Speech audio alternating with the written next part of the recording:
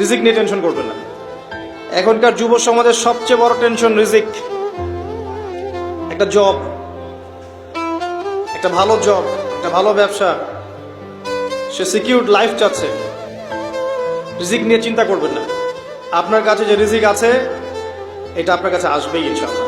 হয়তো সময় লাগছে কিন্তু আপনার কাছে আসবে ইনশাআল্লাহ তাআলা। এই পুরো দুনিয়াটাই অভিনয়ের মঞ্চ, আর আমরা সবাই নিজ নিজ জায়গায় অন্যের সাথে অভিনয় করছি। কোনো কোনো ক্ষেত্রে আমরা নিজেরা নিজেদের সাথে অভিনয় করছি।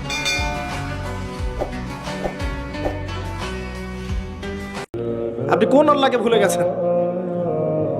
আমি অনেক লেকচারে বলেছি, প্রায়ই বলি কথাটা, যে আল্লাহ পাক ছাড়া সত্যিকার অর্থে আমাদের আপন বলে কেউ নাই।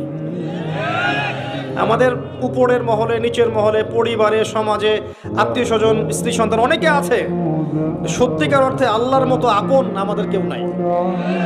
এরা সবাই যদি আমাদেরকে ফিরিয়ে দেয়, আল্লাহ পাক আমাদেরকে ফেরাবেন না ইনশাআল্লাহ।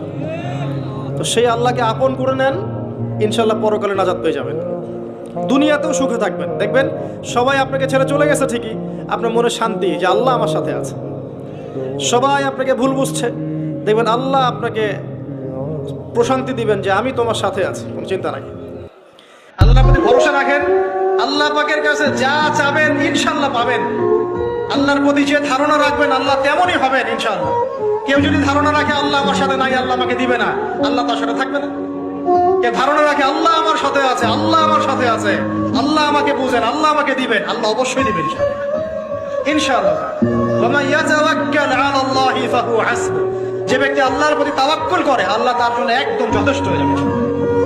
আর আমি বারবার একটা কথা বলি যে এই দুনিয়াতে আল্লাহ ছাড়া আমাদের আপন বলে কেউ নাই। আপনি যাকে আপন মনে করেন না কেন, আমাদের সম্পর্ক আছে বাবার সাথে, মায়ের সাথে, স্ত্রী সন্তানদের সবার সাথে, আমাদের হক আছে, অধিকার আছে, সব ঠিক আছে। বিশ্বাস করেন আল্লাহ ছাড়া আপন বলে আপনার কেউ নাই।